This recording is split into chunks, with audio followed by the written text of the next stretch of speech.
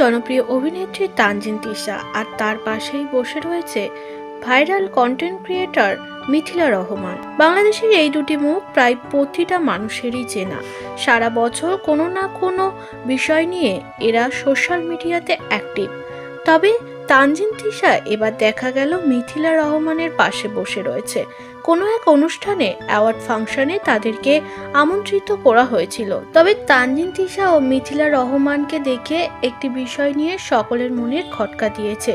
প্রায় অনেক টাইম ধরে তানজিন তিশা মিথিলার পাশে বসে থাকা সত্ত্বেও তার দিকে একবারও ফিরেও তাকালো না, বলতে গেলে চলে যে পাত্তাই দিল না মিথিলা রহমানকে তানজিন তিশা। আর মিথিলা রহমান ফ্যাল করে তাকিয়েছিল তানজিন তিশার দিকে, তবে একবারও তানজিন তিশা তার সঙ্গে কথাও বলেনি। তানজিন তিশার এরম ব্যবহারে ক্ষুব্ধ অনেক ভক্তরা। কেউ লিখেছে তানজিন তিশা এবার শাকিব খানের সঙ্গে মুভির অফার পেয়ে বেশি অহংকারী হয়ে উঠেছে। কারোর আবার মন্তব্য, তানজিন তিশা বরাবরই অহংকারী। তবে এই ভিডিওর কমেন্ট বক্সে সকলে যে তানজিন তিশাকে অপমান করেছে বা অহংকারী তকমা দিয়েছে তেমনটা না। কেউ লিখেছে তানজিন তিশার কাছে মিথিলা রহমান কিছুই না, তাকে হয়তো চেনেই না, তার জন্য তানজিন তিশা তার সঙ্গে কথা বলার প্রয়োজন বোধ করেনি। এমনই নানান মানুষ নানান কমেন্টে ভরিয়েছে তাদের এই ভিডিও দেখে।